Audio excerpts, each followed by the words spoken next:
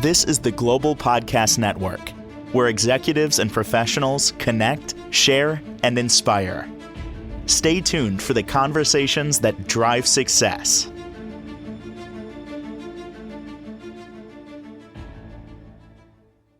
And welcome back, everyone. It is something that many of us have an aversion to, but it can help you heal from so many different things.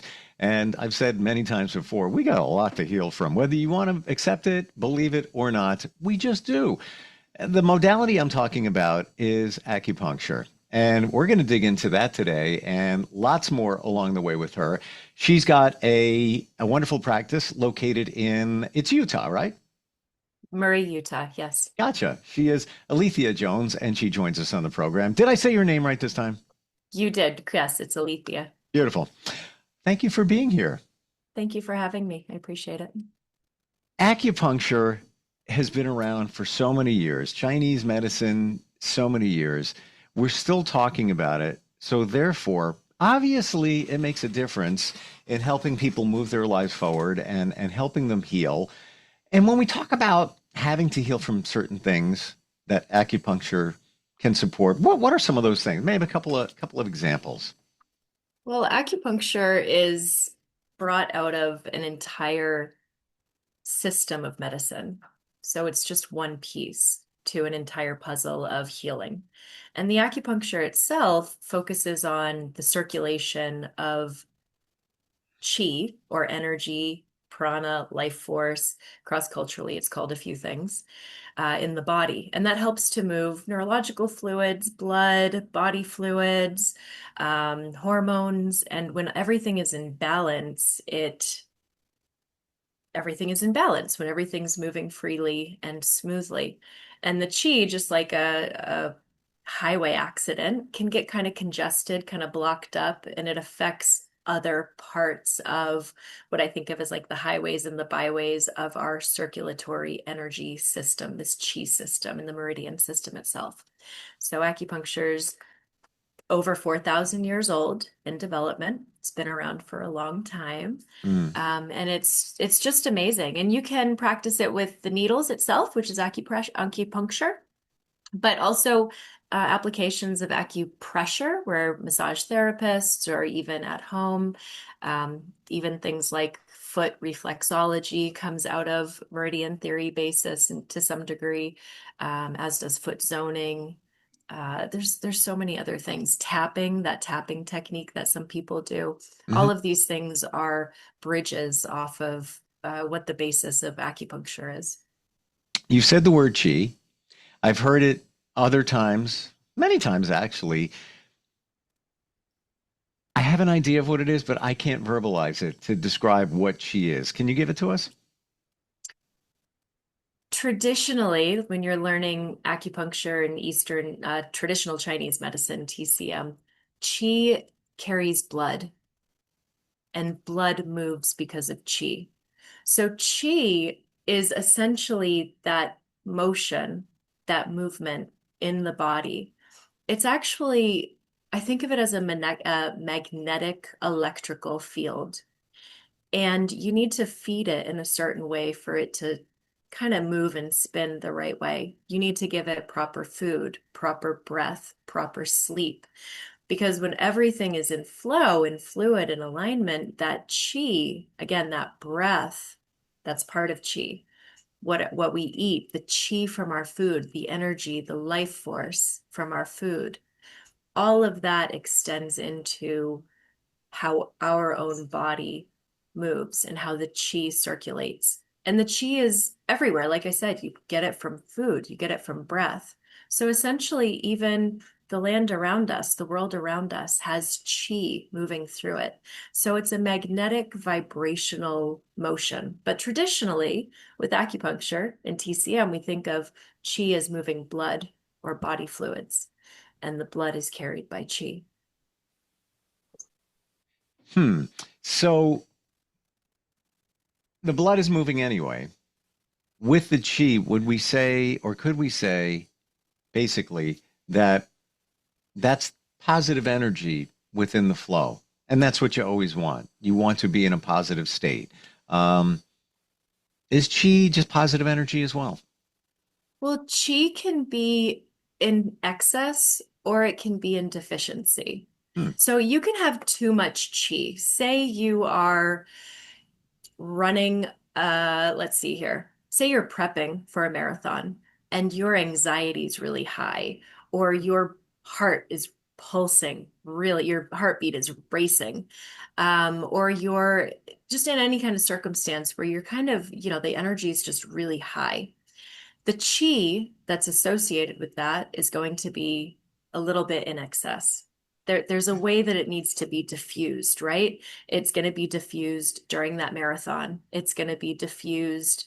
I had a little chi build up right before the podcast. So that's being diffused at this moment as we speak. And then the other side of that is chi can be in deficiency. So chi in deficiency looks like lethargy, fatigue, forgetfulness, lack of memory. It can be low blood pressure. So there's chi when we have too much of it and chi when we have too little of it. And the goal is to create balance because it's always changing. It changes from the time that you wake up to the time that you go to sleep to the time that you wake up again. And then you take into account the years that we live our life and our experiences that we have. And the chi is always changing. So it's always a matter of bringing that chi back into balance. I still look at it as energy in my mind because energy can't, it can change, but you can't get rid of it. So it's going to take a different shape. So that maybe could be the chi, maybe in excess, and we got to burn some of that energy off, or the other way around. But one word stands true, balance. That's what this seems like it's all about, right? Yeah, it's all about creating balance within that. And it is absolutely. It's an energy. It's the energy that guides our emotion. It's the energy that we have to move forward, or it's the energy that we have to hold on to something because chi can get stuck. And Mm. when it's stuck and it is in its most difficult form because it doesn't want to move when chi gets stuck. And there's certain meridian systems, there's certain meridians and organ systems that are related to specifically this. So there's liver chi, there's spleen chi, there's kidney chi, there's lung chi. So it's an amalgamation of the functioning of everything taking place within us, which yes, is very much an energetic state. And they've even been said, when you have stuck energy, Reiki is another modality for it. Maybe we're not talking chi per se, but it's energy that can get stuck for different reasons. Um, you offer many different modalities to help people move their lives forward, one of them being acupuncture. What do you hear from people when they finally get over the needle thing? I'm not minimizing anything, and we'll get into that in a little bit, but what do you hear from people when they have acupuncture? Listen, I have a friend who went yesterday. First time ever. She texts Great. me. She actually traveled like 45 minutes. It was a recommendation here in the New York area. I'll tell you why she went in a moment because I want your feedback on it. But yeah, she was amazed how good it was. What do you Yeah. hear from people after a session? Well, I'll start with people who are afraid of needles. Usually, what happens is you kind of wean them into, and just I like to check in consistently, make sure people are comfortable. And what I always hear there is, that's it. And I say, yeah, that's it. I mean, pretty much. Because it doesn't really hurt that much at all. There are some techniques that can definitely create more stimulation, don't get me wrong. But a first timer, somebody getting introduced to acupuncture, um, it it really shouldn't, it doesn't need to hurt. It doesn't need to be a high stimulatory situation. And to people who are getting it after, what I always hear at the end of those sessions is, and I always ask, how are you feeling? And I always hear, yeah, more calm. Ooh, more like relaxed. Oh, that doesn't hurt anymore. So it's really common for that to be the immediate result where people's nervous system just calms down, where their Mm-hmm. physical pain literally has dissipated, in part because their nervous system is more calm. Their muscles just got a workout to relax. Um, their joints just got increased circulation to open up, to relax again. So I hear mostly good things when people leave for Sure. sure. Yeah. Well, look at when you go to a doctor and you have some anxiety. Like I've gone before. Side note, I've changed my whole mindset about all of this. Nothing bothers me anymore. It's like I used to have the needle aversion up until a year ago, believe it or not. Um, your blood pressure's up. They take your blood pressure and they're like, yeah, you're a little high blood, but it's never normally like that because you have anxiety about going. So I'm sure a lot of people have anxiety before they go for acupuncture the first time. Is it safe to say that the average acupuncture needle, you could take a bunch of those and fit them in the needle that's used to draw blood? Like it's so fine. I think that's fair to say. Yes, you could probably fit. They come in little 10 packs when I purchase them. And so it's probably 10 needles, if I were to hold the thickness of the gauge together, would be about one of those phlebotomist needles, Wow. I would imagine. So Yeah. maybe more. It might be more than that. I honestly have never done the comparison. But And they're hair-like filaments. They're very thin. I've even heard that if you have to use a longer needle for whatever the reason, that you have to even have a support when you put it in because it would be moving all over the place because it's so fine. It's true, although I will throw this at you. So if you have a needle that you're putting into a larger muscle body, yes, if you try to just push it in, it could easily topple over and kind of get squishy. So you Mm, have what's called like a guide tube where you can take two cotton balls, hold them yeah. together to push it in. The other thing though is I do have a teacher who would say, hold it like the tail of a tiger.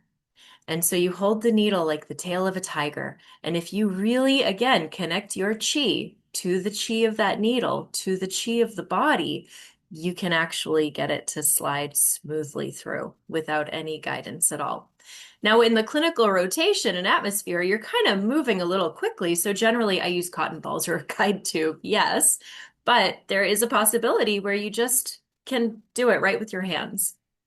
To me, that sounds like it's all about the intent. You put the intent into that needle, thinking that, tiger tail, whatever, um, and it's going in that muscle. Here we go. You're just driving in. Interesting. Wow. Yeah.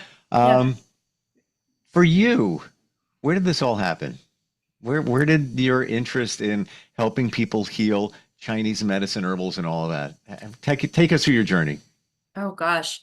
My journey, I think my journey began I'm going to give you a couple brief, leapfrogging sort of things here.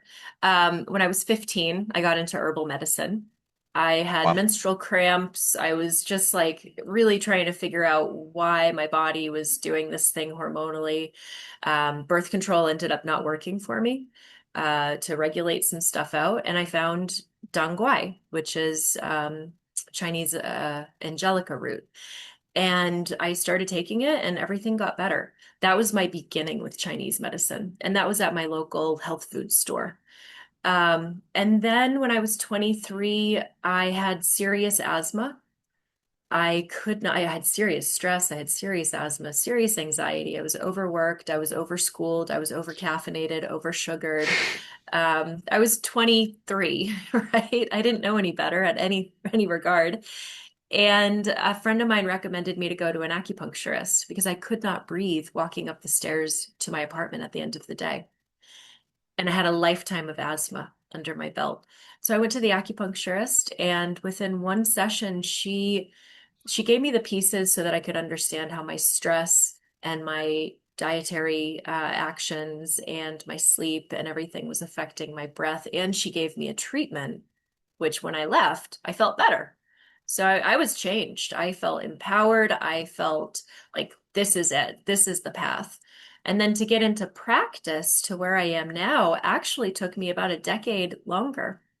Um, Less than that, 7 years. So about 5 years after I was introduced to acupuncture, I decided, well, I want to start getting into assisting other people, being of service to other people and their well-being. How do I want to do this? And acupuncture and traditional Chinese medicine is what I landed on. And that Wow. was at the age of 30 is when I started. So.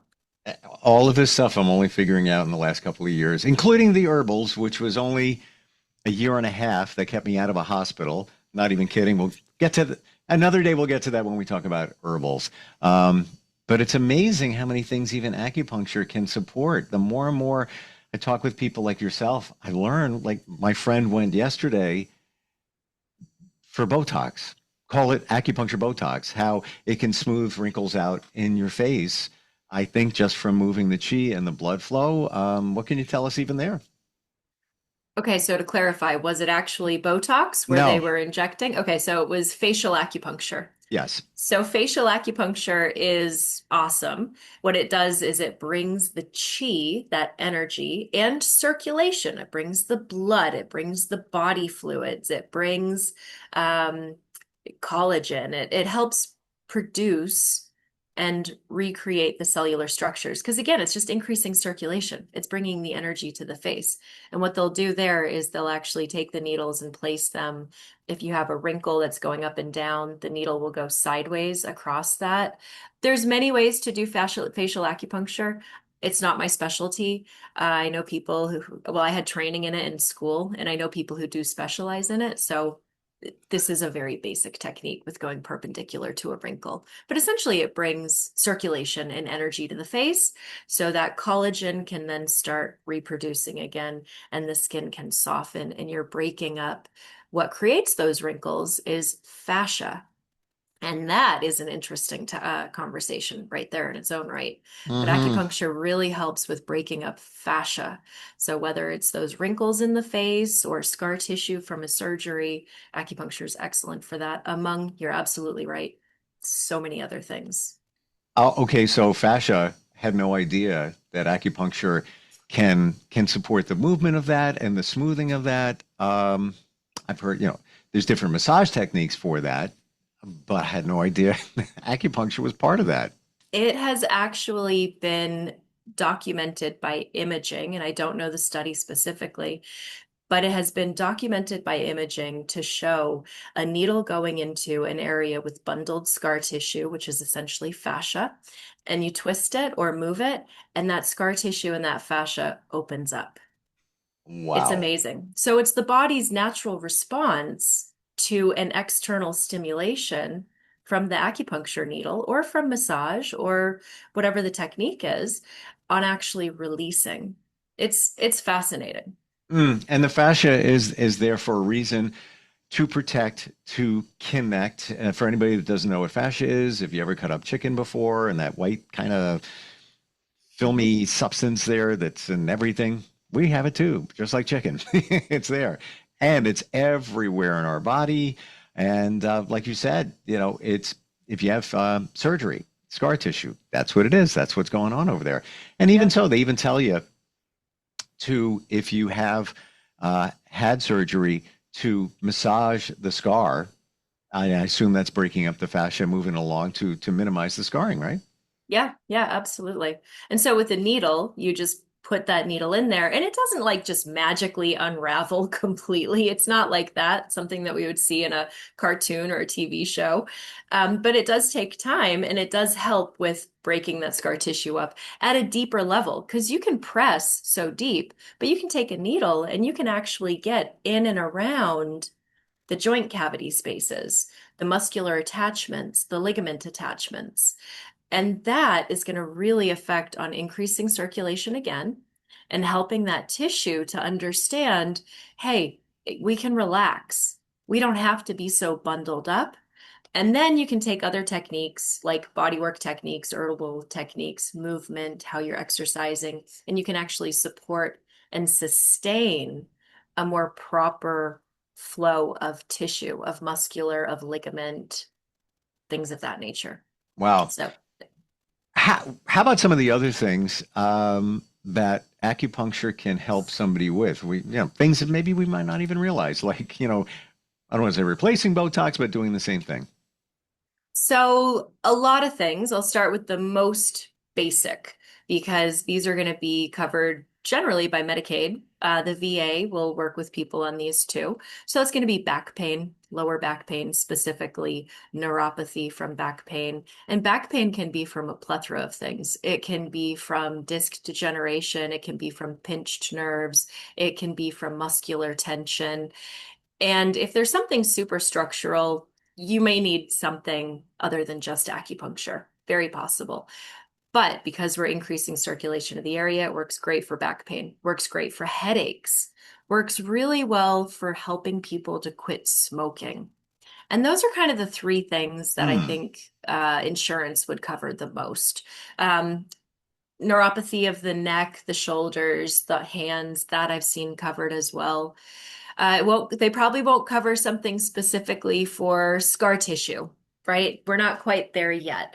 They probably won't cover, but acupuncture will help with, to kind of put it more affirmatively, will help with tennis elbow, golfer's elbow, wrist pain, um, fascia, what is that? The foot, fasciitis, plantar fasciitis.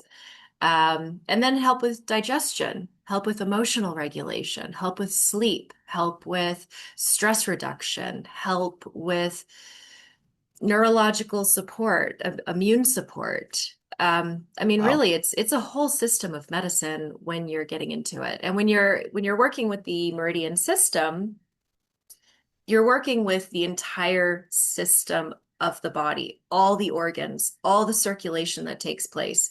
And that's all the way down to the cervical level. So it helps with brain fog, with getting the mind clear again, helps with eyes.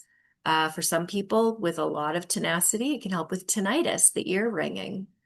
So lots and lots of things. There's kind of no end to acupuncture. It depends on how far you want to go with it. Some situations are much more difficult to treat than others, such as tinnitus. Tinnitus does take a little bit longer than some other conditions. Have you ever had a situation where it just didn't work? Like I've recommended hypnotherapy for people close to me, and one person, 3 sessions, gave up, didn't work. I know why it didn't work. It's their personality. I just know them. And you have to be open to the healing. And I just know that they were kind of closed, just the way they are. If they gave it maybe another 3 sessions, it would have been impactful. But have you been through any situations there where somebody said, no, it didn't make a difference? So to speak really quick to your friend, placebo in general is 60% of all medicine, including your pharmaceuticals. It has been studied and documented as well. 60% pretty much is placebo for medicine across the board. And yes, you have to believe in what's going on for sure. And so you have to believe what's happening is actually doing something. If you're sitting there going, that's not going to work, that's not going to work, that's not going to work, even if it does work a little bit, you're just going to say that's not going to work. In Right. regards to it not working, yes, there are some people where it may not work. And it might be a few reasons, other than the fact that maybe they were closed off to the potential of what's happening. Yep. It might be that the treatment that was delivered did not quite hit the root or the surface of what was going on. It may not have been the right treatment. And by that, I mean treatment protocol. It may be that things seemed to get worse before they got better. And that happens with a lot of people's healing processes. We go through what is referred to as a healing crisis, where something will get worse and we'll say, oh, well, that just didn't work. That made things worse. And then we don't realize that maybe 3-4 days later, we feel a lot better. Mm-hmm. So that's another situation. Another situation is some people don't take it far enough. They say, oh, I feel a little better, or that didn't like, maybe they feel a little better, or they feel just a little something, but it's not what they're looking for. We're a culture of instant Oh, yeah. gratification.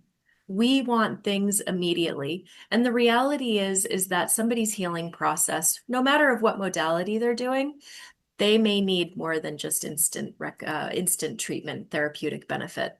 So they may not have taken it far enough. I always like to tell clients how many treatments I want them to keep coming in.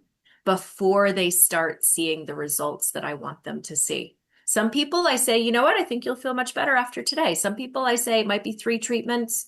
Some I'm like, I want you here every week for the next 3 months. And then we're going to see the results that we want.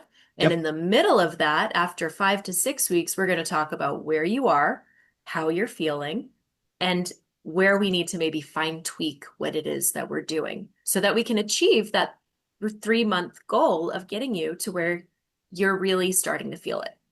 So it's a progression, and healing is, again, we want instant gratification. We want things to be fixed immediately. If it's broke, we toss it out in our culture. And we honestly do that with our health quite a bit. So it's something that people need to stick with. And also, I will say, if somebody feels like they're just not making the connection with the practitioner, and this practitioner has told them 10 treatments, but if you're not making a connection and you don't feel like you're heard, you don't feel like you're a part of the process, then I say, get out if it feels good. Go find somebody else, because you may not get what you're looking for from that person if you do not have a connection to that person. It's a relationship, and it's kind of intimate. You know, it is. You're putting needles in people's body. Exactly right. Alethea, great talking with you today. Love the insight. Love your energy too. Now you're located in, I'm trying to remember, was it Utah, right? I'm located in Murray, Utah, which is just outside of Salt Lake City. I'm essentially in Salt Lake City, just down the highway about 10 minutes. Gotcha. So obviously this needs to be done there. Do you do any kind of work virtually when it comes to, let's say, herbals? Somebody's got questions like that, or, you know, consult that way? Yeah, so I have since 2020 gone a little bit on the telehealth route. It's not a major thing that I do, and people do have to call my office to set it up. It's not a service that can be found on my website. But I do some consultations, predominantly for people in Utah, just because you require certain certification if you're going to work with people out of state, and I've not maintained any of that at this moment. So mostly people in Utah, although I can do nutritional advice, things of that nature, that totally is within scope and fine. Sure. And I also am starting to offer some workshops, some classes. Some of those are in person, and some of those are going to be online as well. I'm just kind of at the beginning journey of that. But yes, I do think that in regards to reaching a bigger audience and to being accessible to a bigger audience, that is part of the path that I'm creating right now. And we'll be getting to that and so much more next time we get together, right down to herbals and all the other modalities you offer. What's the best way to find you? Best way to find me is probably on my website, which is AletheaHealingAcupuncture.com. I'm sorry, it's a mouthful. It's my first name, Alethea, Healing Acupuncture, and Acupuncture is ACUPUNCTURE.com. Gotcha. My office phone number is 801-988-5898. Great talking with you today. Thank you for validating some things for me, but also sharing everything else, and looking forward next time we get together. Yeah, thank you so much. I look forward to it as well, Steve. Likewise. Thank you. We'll be right back. This is the Global Podcast Network, where executives and professionals connect, share, and inspire. Stay tuned for the conversations that drive success.